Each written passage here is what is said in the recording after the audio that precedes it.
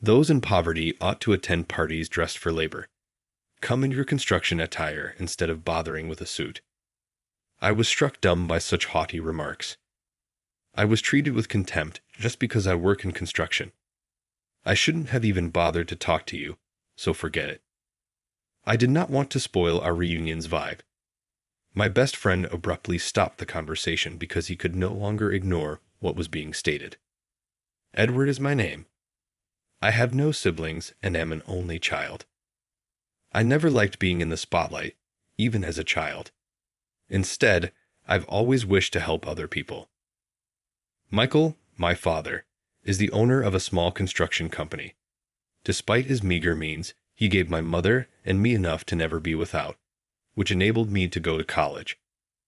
A wide variety of projects that are directly related to daily life are involved in construction, including roads, tunnels, bridges, railroads, ports, airports, dams, and river management. Transportation infrastructure is a common topic of discussion in this field. From my grandfather's time, my father carried on this task, specializing in river management and bridges. That bridge over there, Edward. Since I was a young child, he would take me to view the bridges over rivers and remark, "I built it." Bridges come in a variety of forms. They foster human connections. My mission in life is to build bridges that improve people's quality of life and make them smile. As I became older, I was able to appreciate and comprehend the things my father had to say. No road, railway, or tunnel can be made better unless someone proposes it and gets it built, saving inconvenience. My goal was to make people smile by understanding their problems and finding solutions. My father had a very straightforward method of working. I fared really well in my business studies in college. I said to my parents, "I'm thinking of helping Dad after I graduate," when it came time to look for a job. Thompson Construction is the place I want to work. My parents looked at each other, startled. Why give up looking for a job? My mother responded, "Why not give it a go?" These days, our organization is facing challenges due to a decrease in positions. Although things have gone better than anticipated thus far, a tiny family business's future is unknown, my father continued. I conveyed my emotions. I understand how difficult it is. My temperament is not suited to traveling the same route as everyone else. I feel obliged to lend a hand as a token of appreciation for all the support I've been given. I made my conclusion naturally after observing my father at work. Though these are difficult times, my legacy is Thompson Construction, which I received from my late grandfather. I feel accountable for its future, good or terrible, being the only son. My folks burst into tears. I started helping out at Thompson Construction, the family firm, once I graduated. I studied for construction-related qualifications in the university library while my friends were out looking for jobs. My college pals said as much. Edward is lending a hand with his family's renovation project. He could have secured a respectable job if he had done his job search correctly. Getting a college degree in order to work in construction. By taking over the family firm, he chose the easy route. The simple solution, A. That is partially true, though. All the others were hard at work looking for a job, and me, alone in the university library. However, what other people said was irrelevant. My destiny was settled. It was up to me, for better or worse. To be honest, I didn't give a damn about the rumors of who were hired by large firms or quickly expanding businesses. I looked for a job by studying before working for a family business. I learned the ropes on the building site, in the office, and even at home, mostly from my father, when I joined the 20-person Thompson building after graduating from college. I could only truly unwind during my lunch breaks because I had so much to study. I was always considering ways to increase monthly sales while competing with both bigger and smaller businesses. However, my father cautioned that tiny family businesses face challenging times. The strongest people survive in this planet. When anything wasn't going according to plan, I took a lot of time to analyze. I once asked my father about my uncertainties. Dad, our company excels in bridge and river management. But what if we expanded our scope in transportation infrastructure? If we overextend ourselves, we'll face manpower shortages. People are the ones who bring about change. Not to mention the technical concerns, excessive expansion can result in needless expenses. I see. Isn't that complicated? We would need to open offices outside of our county in order to grow our activities. Since we put a human touch on our business, the locals have trusted us as a community-focused enterprise. Right, that's the core of our business. In an effort to highlight the strengths of our business, I engaged a design company to build a website and began disseminating information on social media, acting as a link between individuals.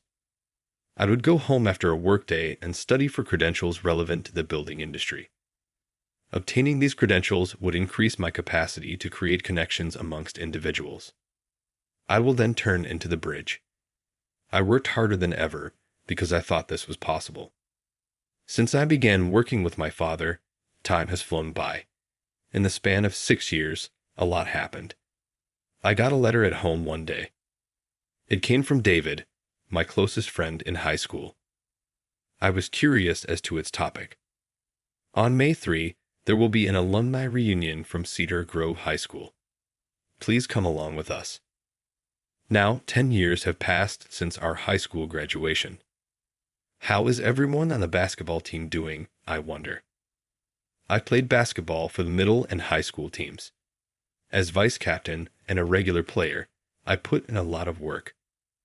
David was the captain at the time, and from a friendship like that, an invitation to a reunion. It's fantastic that David is organizing it. The team assistant may also be present, I wonder. Even though I don't really want to see her, if I do, I'll keep my mouth shut. The much-anticipated May 3rd came. The reunion took over a whole hotel floor and was a standing celebration. 360 of our esteemed professors and graduates were present. We were even honored with the principal's attendance.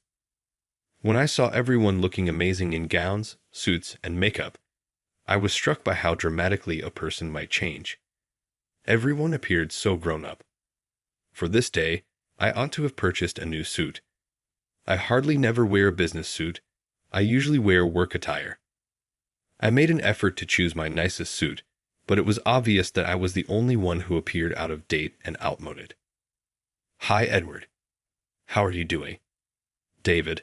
Long time not seen. Why do you have a hotel manager's outfit on? Hey, this hotel's manager here. Usually, parties aren't allowed to rent this room. Are you running the place? That is incredible. Is this the room that Phoenix is in? It lives up to its name. The cost of participation was little, correct? David said, I did that. David, I appreciate you doing that. Our high school basketball team's well-liked captain was now a hotel manager, surrounded by women. He played the character beautifully and was still very popular. Everyone, enjoy the special buffet course we've prepared, he exclaimed.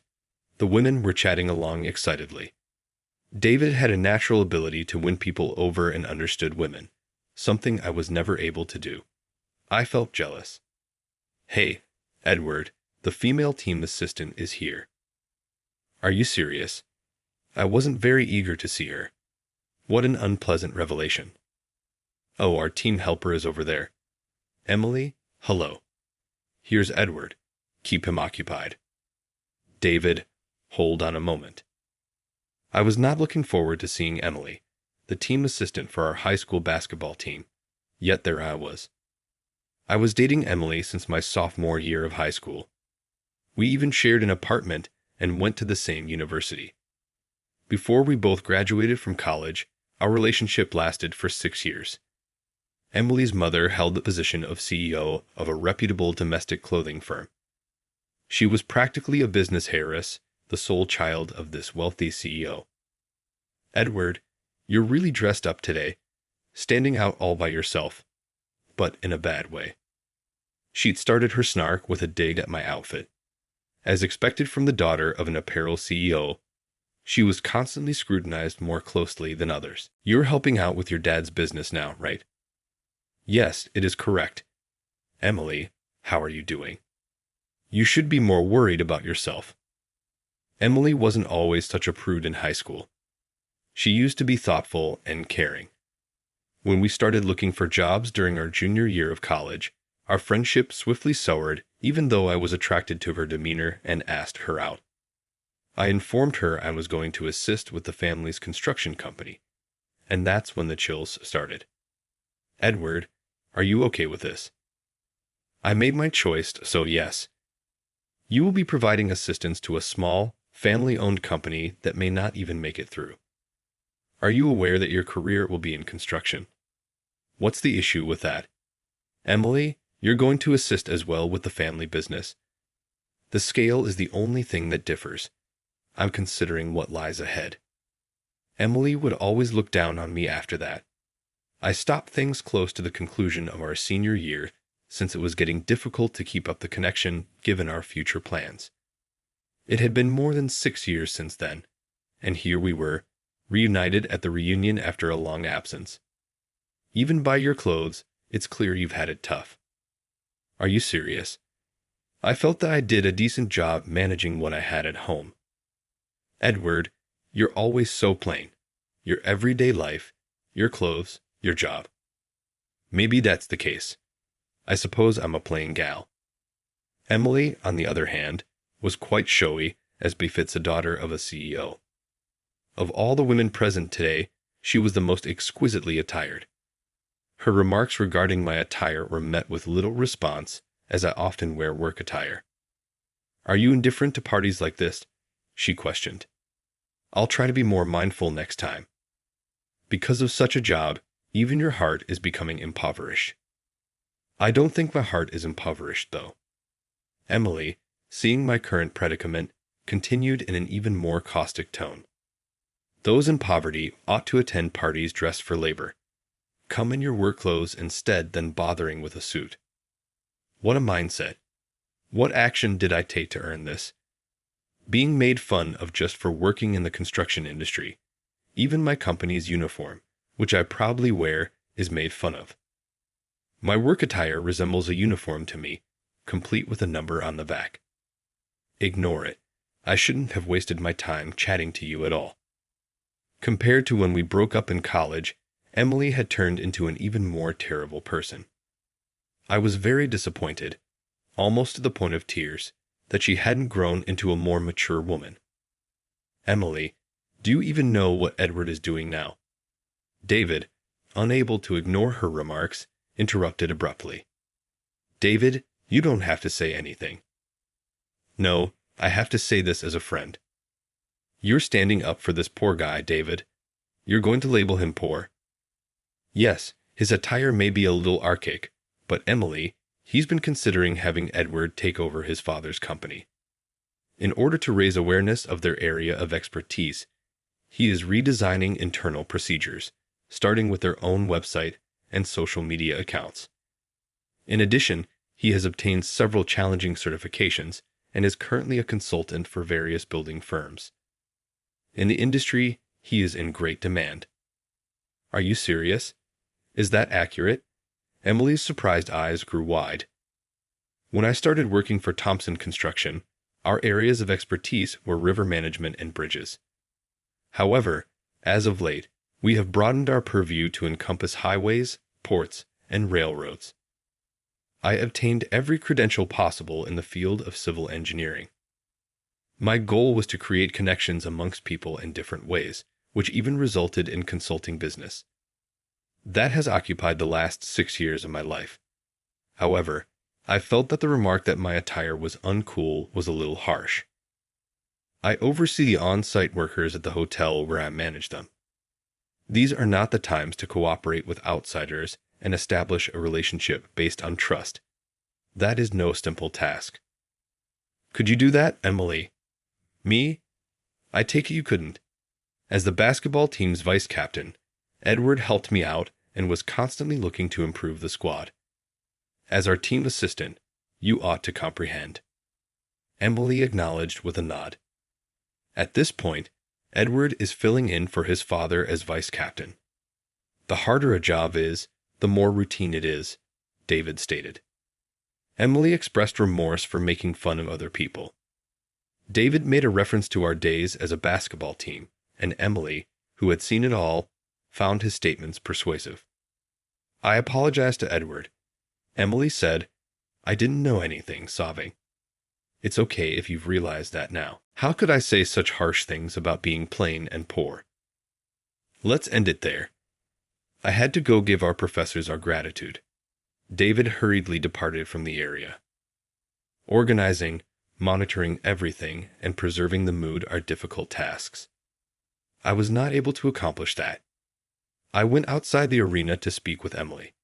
Outside was a spacious, open terrace that was ideal for our chat because it was quiet. We took a seat on the patio. "You said you hated me when you broke up with me during our junior year of college, correct?" I was too busy lending a hand at the family business. When I began to express my opinions about that, I turned into a bother. "You ought to have told me right away." I didn't want to seem pathetic. "Are you serious? You're quite humble." I devoted all of my attention to my career as a construction worker after we broke up, eventually branching out into consulting and other infrastructure projects. We broke up in college, which may have been the correct time. I was sort of acting, at least to you. Pretending to me. I was considering our post-graduation chances for employment and whether or not we would lead secure lives. I was only considering a person's status while judging them. I damaged you in the end. That happened in the past. It's sufficient if you've made even a small realization. I apologize for my snobbish behavior, both then and now. We're both awkward, I suppose. Emily started crying once more. Her tears were unlike anything I had ever seen. "Remember when I asked you out, Emily?" "Huh." "I gathered the bravery due of your kindness and thoughtfulness. You are still, in my opinion, at heart. Just be yourself. There's no need to act arrogant or fake. I'm grateful. I suppose being plain is just me being authentic." Emily grinned, her eyes reddening, and the two of us walked back to the location. Thanks to David's careful planning, the alumni performances made the reunion exciting. The 3 hours went very quickly, and it concluded on a high note emotionally. I was able to reconnect with former students and basketball team teammates, exchanging anecdotes from our shared history. It was a productive day. I sincerely appreciate David's efforts in making this day and this moment possible. "Edward, are you still the same height as in high school?" Emily questioned me as I was leaving. "I've shrunk a bit, down to about 5'11". I've also put on a little weight. I must start a diet." "I see.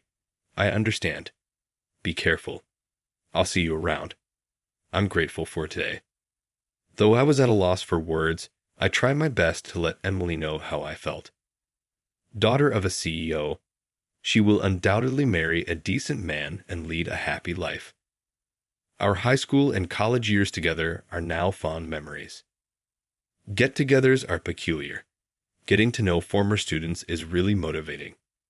Seeing others makes it easier for me to see my shortcomings. My desire to work harder is fueled by the realization that there are new worlds to uncover when I filter these discoveries through my own perspective. I now have to keep putting in a lot of effort in my construction job. There is a lot to accomplish. I have to keep creating different sorts of human connections through bridge building. During a rare day off at home 3 weeks following the reunion, my mother informed me that a parcel had arrived. A parcel. I wonder who sent it. Emily was the sender. Inside a sizable box was a package that Emily had given to me. Emily? How sentimental, my mom remarked. She was now just someone from my past, even though I had introduced her to my parents a few times. Despite our breakup, my mother appeared strangely content. After bringing the gift to my room, I opened it cautiously. There was a dress shirt and a whole suit inside. A gray, single-breasted suit with 3 buttons. It appeared angular. "So, Emily was asking about my height for this. Inside was a letter written by hand to Edward. I'd appreciate you reprimanding me the other day. The design team at our organization designed this suit specifically for you. Ideal for weddings and business gatherings. Put it on to look put together anytime you need to. Hot, she's still looking after me. Although I had promised to be more careful about what I wore, I never really went out to purchase a suit. Emily was practically shaking her head at my lack of style sense.